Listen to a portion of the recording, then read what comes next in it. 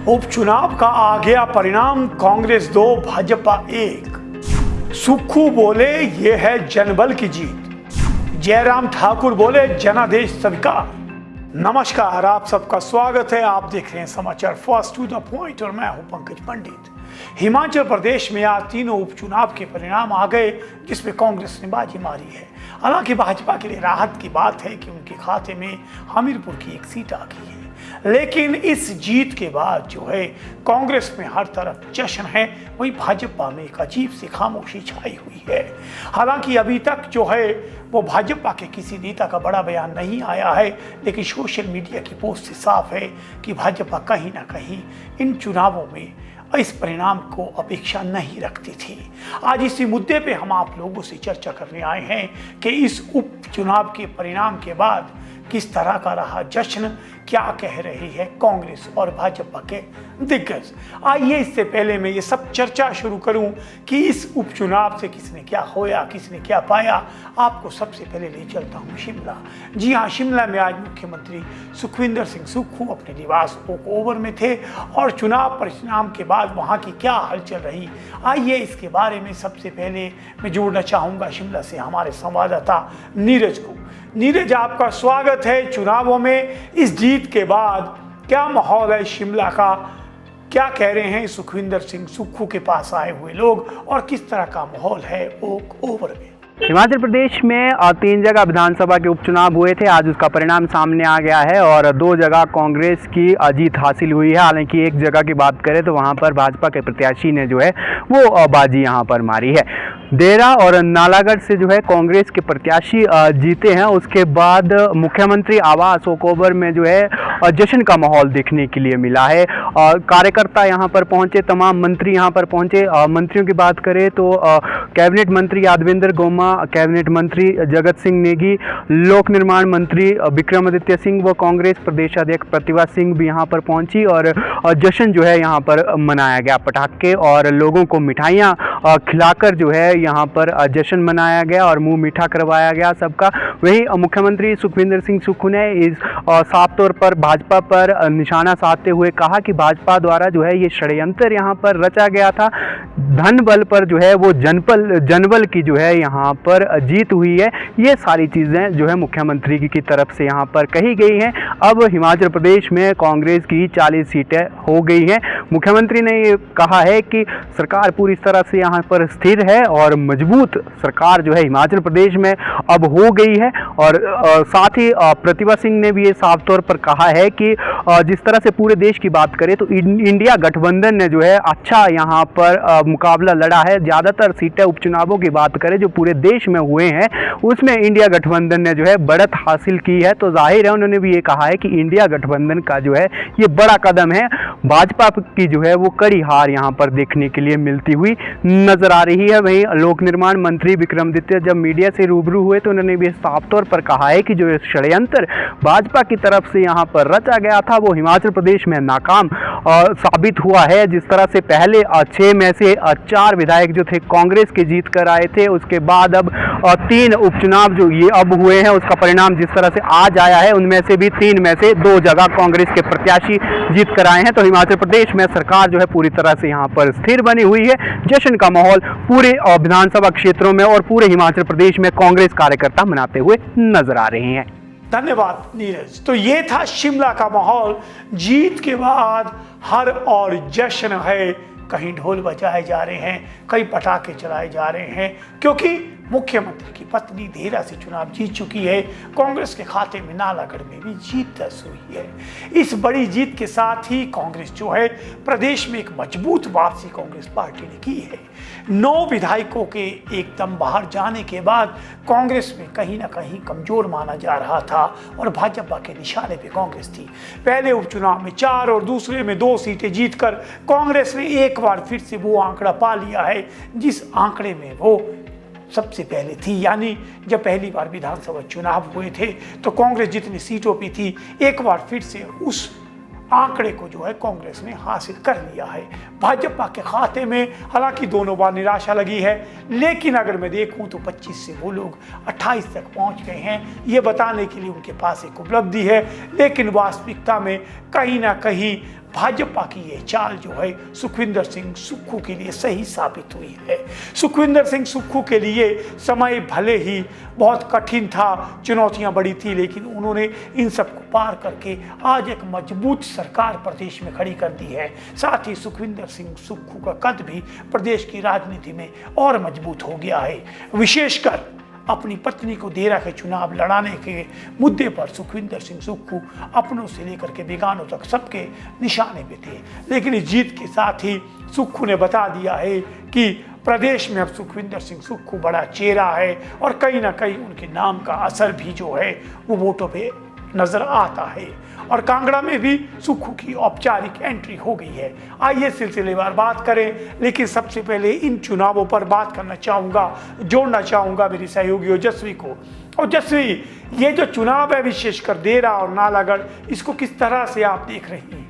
जी पंकज जी, तो इसे हमें बड़ी जीत मानना होगा सुखविंदर सिंह सुक्खू की, क्योंकि विपक्ष जो है लगातार हमला कर रहा था सुखविंदर सिंह सुक्खू के ऊपर और कह रहा था कि सुखविंदर सिंह सुक्खू जो है उन्होंने ये गलती की है उनको टिकट देकर अपनी बीवी को मैदान में उतारकर, लेकिन उन्होंने साबित कर दिया है कि वो मुख्यमंत्री हैं और उनका जो तजुर्बा है वो कहीं ना कहीं उन्होंने इस इलेक्शन में, और ये जो इलेक्शन का रिजल्ट हमें आता हुआ दिख रहा है, इसमें साबित कर दिया है कि वो मुख्यमंत्री ऐसे ही नहीं बने हैं और जो उनका तजुर्बा है, पॉलिटिकल जो उनका एक्सपीरियंस है, वो भी उन्होंने हमें यहाँ पर दर्शाया है। और हम बात सिर्फ देरा की क्यों करें, नालागढ़ जो सीट है वो भी हमें कांग्रेस के खाते में आती हुई दिख रही है साफ तौर पर। और बात हम सिर्फ देरा की क्यों करें, हमें बात नालागढ़ की भी करनी होगी। कहीं ना कहीं बाबा ने ये साबित किया है कि वो एक अंडरडॉग की तरह उभर कर इस इलेक्शन में सामने आए हैं और कांग्रेस की जो स्ट्रेंथ है विधानसभा में उसको उन्होंने और मजबूती दी है।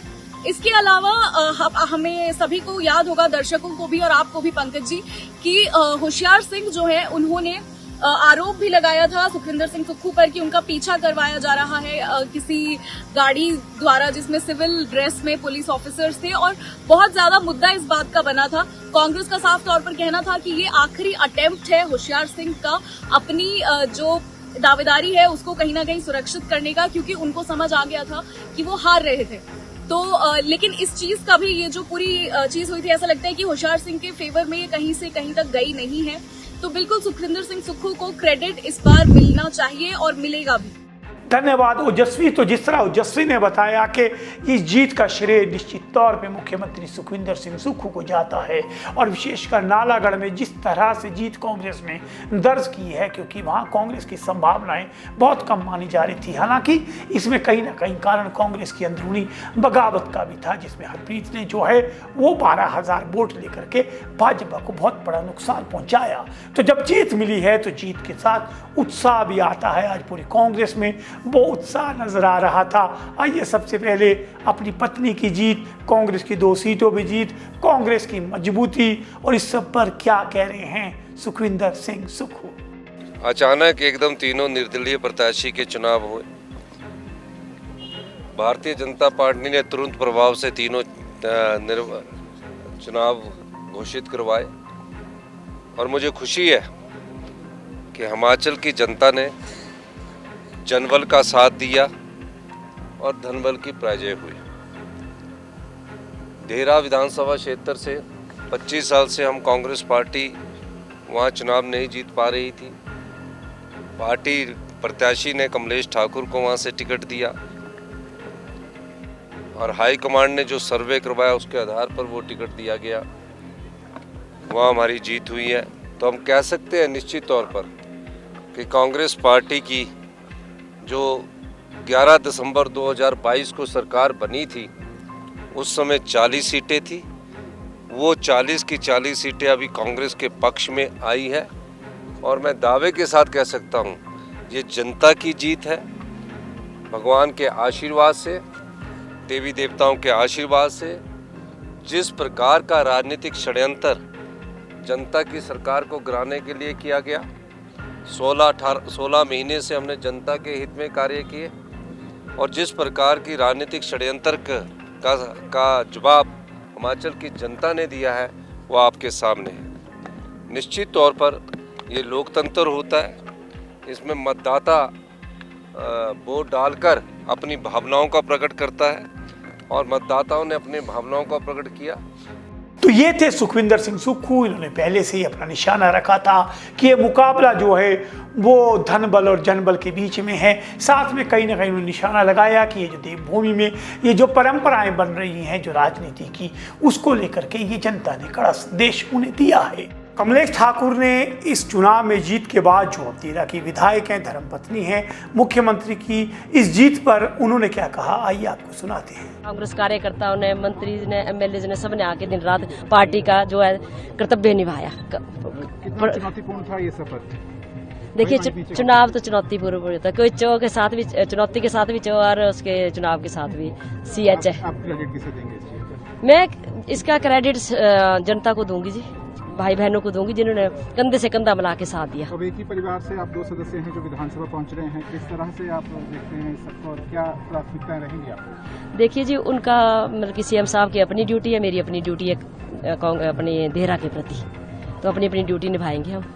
मैडम, देहरा में नारा काम कर गया बेटी का? देख ही रहे हैं जी आप, जितना मेरे को शगन डाल रहे हैं मेरे मायके वाले। मुझे गर्व है उनके ऊपर। मैम, देहरा की ध्यान आप कमी तो रखेंगे देहरा के लिए? ये तो मैं, ये बात थोड़ी बताऊंगी, ये तो मैं मायके के प्रति जो दूंगी मैं गुप्त रखूंगी इस चीज को। इस मौके पर उनकी बेटी जो है वो भी मौजूद थी। उनकी बेटी ने अपनी माता की जीत पर और माता पिता दोनों जो राजनीति में है उस पर क्या कहा, एक नजर इस पर भी डाल लीजिए। बहुत महत्वपूर्ण है, हमारे लिए बहुत बड़ी जीत है ये। अब पहले पापा के लिए हम यहाँ पे कुछ थे, अब मम्मा भी हमारी जीत गई है, तो हमारे लिए वो भी बहुत बड़ी बात है।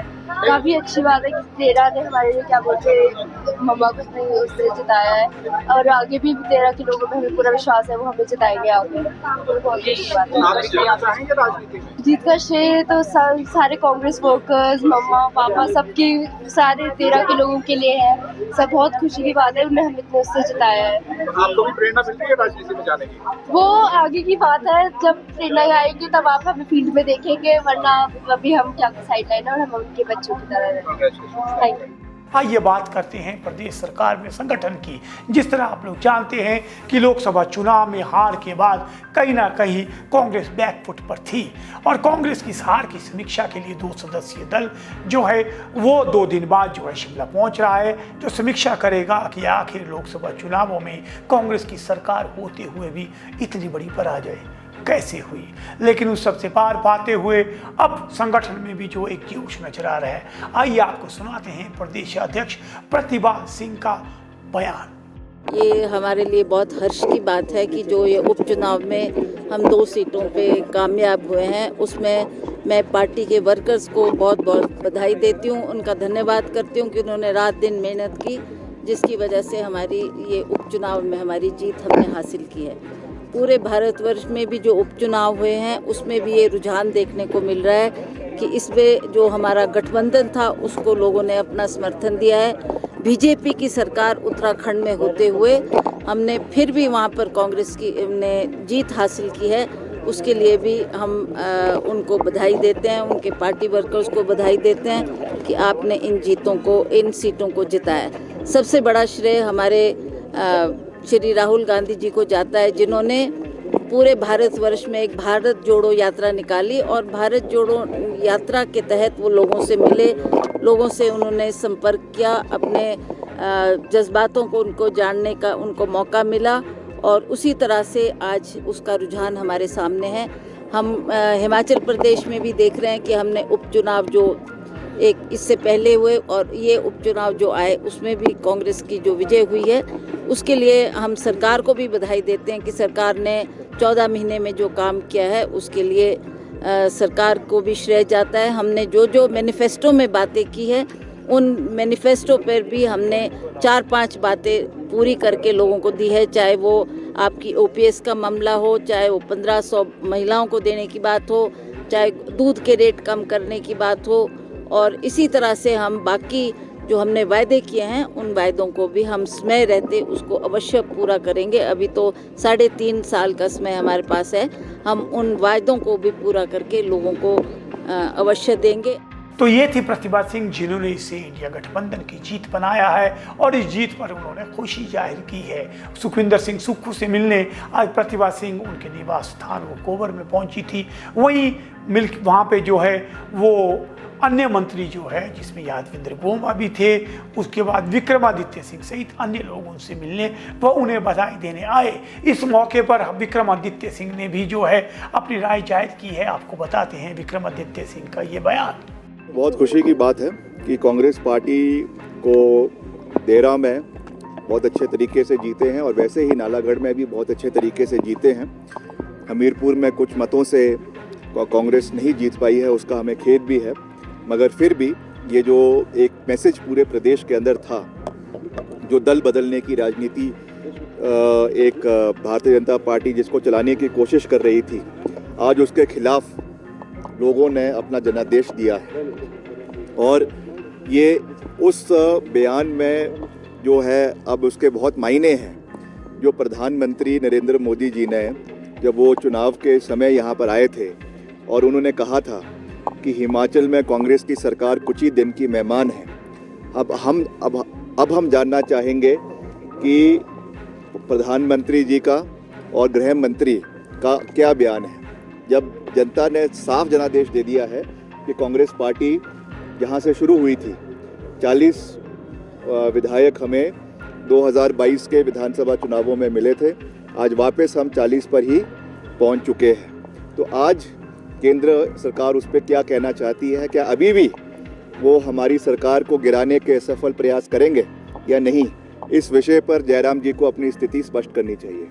तो एक तरफ कांग्रेस में जहाँ जश्न है, जहां खुशी है, एक तरफ कमलेश ठाकुर की जीत के बाद सुखविंदर सिंह सुक्खू को जो है वो डबल खुशी मिली है क्योंकि उनकी पत्नी विधायक बनी है। वहीं कांग्रेस ने जो है 2 सीटें जीत करके अपनी स्थिति और मजबूत कर ली है, जो उनके चेहरे से ही झलक रही थी। वहीं दूसरी तरफ आशीष शर्मा ने जो है वो हमीरपुर से जीत दर्ज की है।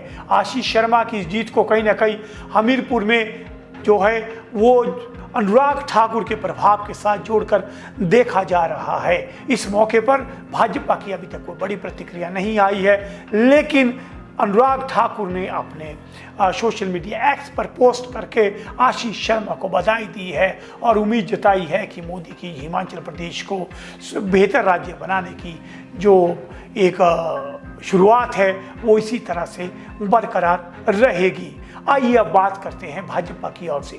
भाजपा की ओर से इस पूरे के पूरे जो चुनाव है, चाहे वो 6 उपचुनाव थे, अब के 3 थे, इनकी कमान कहीं ना कहीं जयराम ठाकुर ने संभाली थी और जयराम ठाकुर ने पूरी तरह से आक्रामक अंदाज में सुखविंदर सिंह सुक्खू की सरकार को घेर के रखा था। लेकिन कहीं ना कहीं ये जो 2 उपचुनावों के नतीजे आए हैं, इसमें भाजपा के हाथ में निराशा लगी है क्योंकि भाजपा को उम्मीद थी कि 9 सीटों में भाजपा बड़ी जीत दर्ज करके कांग्रेस की सरकार को दबाव में लाएगी या कांग्रेस की सरकार को सत्ता से बाहर करेगी, लेकिन ऐसा कहीं भी कुछ भी देखने को नहीं मिला। वर्तमान दल स्थिति में भाजपा के पास वर्तमान में अगर मैं कहूं तो उनके पास 28 सीटें हैं, वहीं जो कांग्रेस है उनके पास 36 सीटें हैं। तो कुल मिला के कांग्रेस मजबूत नजर आ रही है। हालांकि जयराम ठाकुर का अभी तक कोई बयान इस पर नहीं आया है, लेकिन उन्होंने अपने सोशल मीडिया पे पोस्ट करके कहा है कि उन्हें जनादेश स्वीकार है। साथ ही उन्होंने कहा कि प्रदेश की जनता की हितों की लड़ाई जो है वो सड़क से लेकर सदन तक वो इसी तरह से जारी रखेंगे। भाजपा की ओर से आज भाजपा के जो अध्यक्ष है बिंदल, आज उन्होंने जो है वो बयान जारी किया। उन्होंने कहा कि गली गली कूचे कूचे हमीरपुर में मुख्यमंत्री खुद घूमे थे, लेकिन उसके बावजूद वो हारे हैं। हालांकि उन्होंने कहा कि इस पूरे के पूरे चुनाव में जो है धन बल का इस्तेमाल किया गया है, सरकार क्या शक्ति का दुरुपयोग किया गया है। आइए सुनाते हैं आपको बिंदल क्या कहते हैं इन उपचुनाव के परिणामों पर।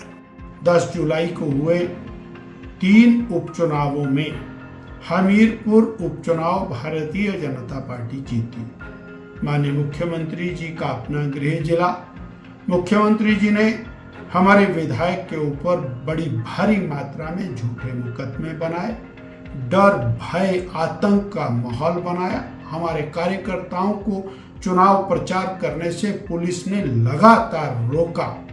जबकि सरकारी मशीनरी, सरकारी अमला पूरी तरह कांग्रेस पार्टी का काम करता रहा। मुख्यमंत्री स्वयं 7 दिन हमीरपुर के गली मोहल्लों में खाक छानते रहे, उसके बावजूद भारतीय जनता पार्टी हमीरपुर का चुनाव जीती। तो अब देखना है कि ये जो हार हुई है इस पर क्या कांग्रेस के बाद, अब जिस तरह कांग्रेस लोकसभा चुनावों की हार की समीक्षा कर रही है, क्या भाजपा भी इन 9 सीटों में हुए उपचुनाव में अपनी हार की समीक्षा करेगी और इस समीक्षा के बाद क्या परिणाम नजर आएंगे। लेकिन परिणाम साफ है कि कांग्रेस जो है और मजबूत हुई है, वहीं भाजपा को कहीं ना कहीं अपनी रणनीति पर समीक्षा करने की ज़रूरत है। लेकिन प्रदेश की राजनीति में अभी भी स्थायित्व नहीं आया है, क्योंकि सीपीएस का मामला लंबित है, उस पर फैसला सुरक्षित है, वो कभी भी आ सकता है। वही 9 विधायकों पर अध्यक्ष ने जो है अपनी कार्रवाई सुरक्षित रखी हुई है। यही नहीं, इसी के साथ हमीरपुर में जो ईडी और आईटी की संयुक्त जो छापेमारी हुई थी, उसके बाद प्रदेश की राजनीति की सौर जाएगी। ये सब चीज़ें हैं जो आने वाले समय में हम देखेंगे। लेकिन आज कुल मिलाकर के हम कह सकते हैं कि अब उपचुनावों का दौर खत्म हुआ और सरकार अब विकास की ओर जरूर जाएगी। इसी उम्मीद के साथ आप जुड़े रहिए, कमेंट कीजिए, शेयर कीजिए, लाइक कीजिए। समाचार फर्स्ट टू द पॉइंट।